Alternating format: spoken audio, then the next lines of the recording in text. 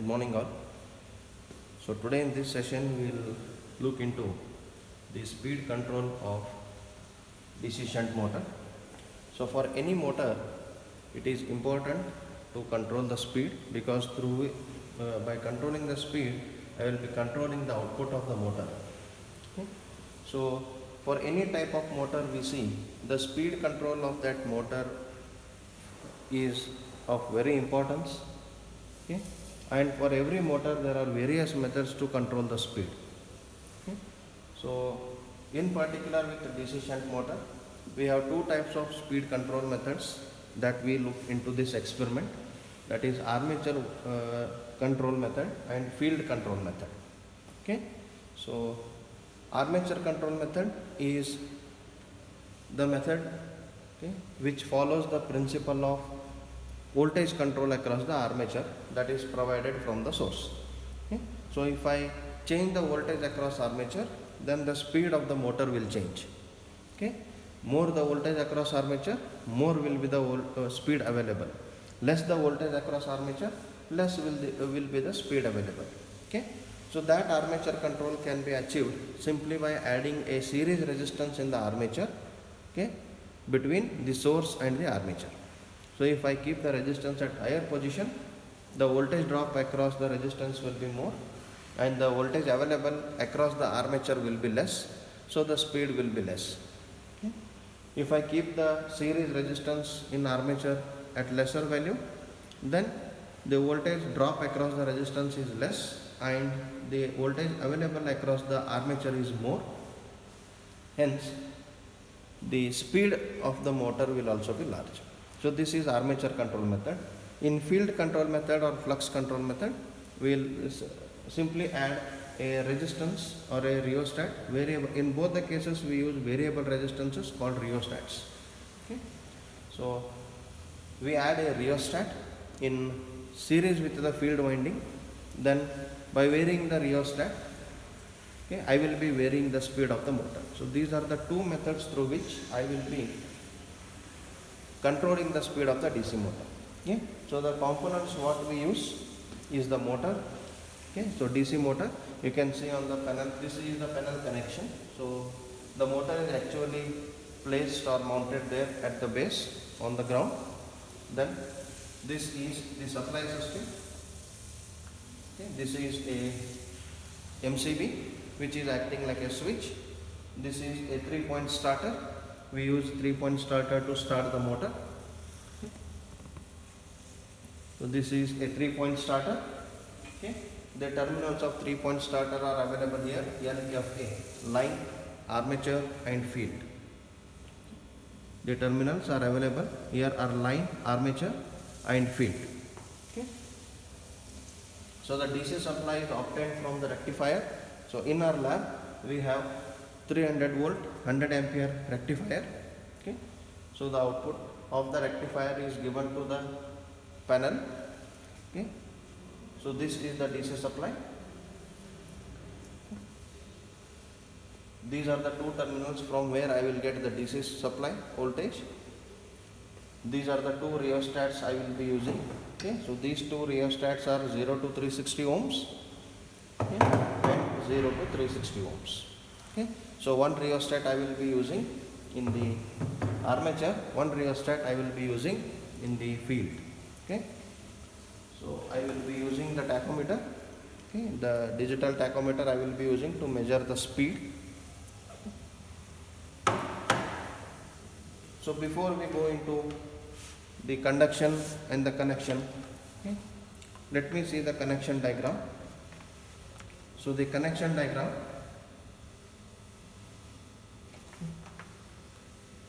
you can see the connection diagram.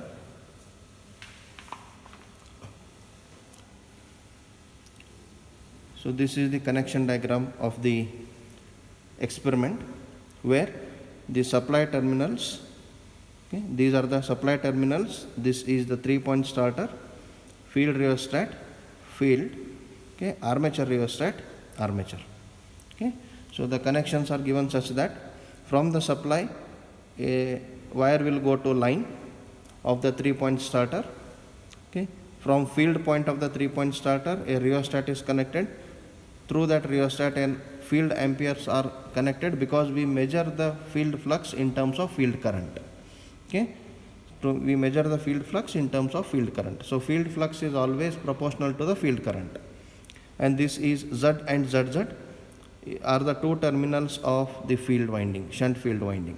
Okay, so armature point of 3-point starter is connected to the rheostat, armature rheostat. Okay, and other end of armature rheostat is connected to one end of armature, and negative terminal of armature and negative terminal of the field is commonly connected to the negative terminal of the supply. So across armature there is a voltage to measure the voltage available across armature. So this gives the connection of the experiment. Okay, so before we go for connection and conduction through the procedure, we will see a brief conceptual theory, okay, based on which the experiment is run. Okay, so in armature control method, okay, so we know that the voltage available across armature is nothing but the back EMF. In motor, there is always a back EMF available across the armature. So voltage across armature is the back EMF. Okay, that is given by EB equal to V minus IRA. From voltage equation of motor, I can write back EMF equal to V minus IRA, where IRA is much lesser than voltage V. Okay, because at no load, my IA is very less, so IRA drop is also very less. Okay, now EB is given by phi Zn upon 60 into P by A. Okay, so this is the equation of generated EMF in the armature. Okay, back EMF is also the generated EMF in the armature. Okay, so therefore we call it as back EMF because the direction of this EMF induced in the armature is opposing the voltage, supply voltage, hence it is called as back EMF or the counter EMF. Okay, so EB is equals to phi Zn by 60 into P by A. Okay, phi Zn by 60 into P by A. In this equation, my flux, because I am using armature control, I keep a constant value of field current. So I assume the flux to be constant. Okay, number of conductors will be constant, number of poles and number of parallel paths and 60 all are constants. So here phi, Z, Pa and 60 are constants. Therefore speed N is proportional to EB, that is speed N is proportional to V minus IRA. Okay, so N is proportional to EB and N is actually EB is proportional to N. But because I want to look into the speed control, I will be taking the other side. Okay, EB, N is proportional to EB and N is proportional to V minus IRA. Now what is V minus IRA? V minus IRA is nothing but the voltage available across the armature. So therefore, the speed is directly proportional to the voltage available across the armature. Now if I give more voltage across armature, I get more speed. If I get less voltage across armature, I get less speed.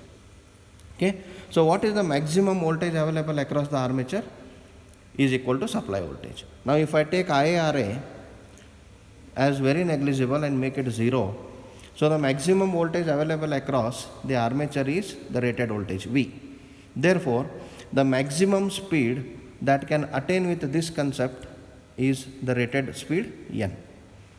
Okay, so this type of speed control is known as the speed control below the rated speed or up to the rated speed. So using armature control method, I can control the speed of the motor only up to the rated value. I can't control the speed of the motor beyond rated value because I am keeping flux constant and I am varying the armature voltage. The maximum armature voltage that can be applied or that can be made available across the armature is the rated voltage. Therefore, if the voltage across armature is rated voltage, the speed will be rated speed. So the maximum voltage available across armature in this method is rated voltage. Therefore, maximum speed available is rated speed. So I can control the speed of DC motor using armature control method below the rated speed. Okay, so this is armature control method. Now what is flux control method? In flux control method, I will be varying the magnetic flux in the field. Okay, again considering the back EMF equation EB equal to 5 Zn by 60 into P by A. Now if I keep the supply voltage constant, V minus IR is nearly equal to V. IR is very less, so it is nearly equal to V. Hence, my EB will be fairly remaining constant. So I assume my back EMF will remain constant because I am applying supply voltage which is rated. I am applying rated supply voltage. Therefore, there will be the EMF across voltage will be nearly rated value, short by some voltage drop in the armature. Okay. So now, when I apply supply voltage to the rated supply voltage to the armature, okay, I expect rated flux to be provided in the field, and that will happen. Okay. So what I do, initially I will keep the rheostat or the resistance of the field at 0. I don't add any resistance in the field. Okay. So you can observe here, this EB is fairly remaining constant, and along with this EB, my number of poles, parallel paths 60 and Z are constants. So therefore EB is proportional to the product phi into N. When the product is remaining constant, the components of the product will be inversely proportional to each other. Okay, if the product is remaining constant, my components of or the terms of product will be inversely proportional to each other. Therefore my speed will be inversely proportional to flux. So this is the concept behind the flux control. My speed will be inversely proportional to the flux. Now what we see is, initially I keep the field resistance 0 and I apply rated voltage. So when the field resistance is 0 and I apply rated voltage, okay, we'll look into the circuit. When the field resistance is kept 0 and I apply the rated voltage, rated flux is created by the field because full voltage will appear across the field winding, and rated flux is created. When there is rated flux in the field, when there is rated voltage across the armature, the speed will be at rated speed. Okay, the speed will be at rated speed. Now I cannot further decrease the resistance of the field path, but I can increase it. Now as I increase the resistance, my field current decreases. As the field current decreases, my flux increases. And as per this equation, as the flux increases, my speed decreases. Sorry, flux will not increase, flux will decrease. As I increase the resistance, field current decrease, my flux decrease. Sorry for that. As I increase the field resistance, my field current decreases, therefore flux produced decreases, and as per this equation, as the flux decreases, my speed increases. So when the resistance of the field circuit was minimum, external resistance was minimum, I was getting rated speed. Now as I increased the resistance of the field circuit, external resistance of the field circuit, my speed is above the rated speed. Okay. If I further decrease the current by increasing the field resistance, further flux will decrease, my speed will increase. So flux control method will provide the speed control above the rated value or above the rated speed. Okay. So with this concept, okay, now I will go for connection of the circuit. Okay, I will make this connection as shown in this circuit diagram. I will make this connection on the panel board, and then we will go for the conduction. Okay.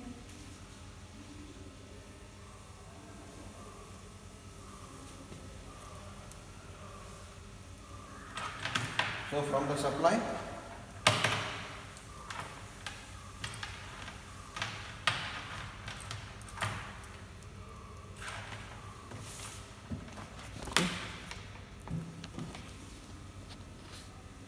from the supply terminal, it is given to L. From the supply terminal, positive terminal of the supply, I will connect it to L. Okay. Next, field is connected to one end of the rheostat.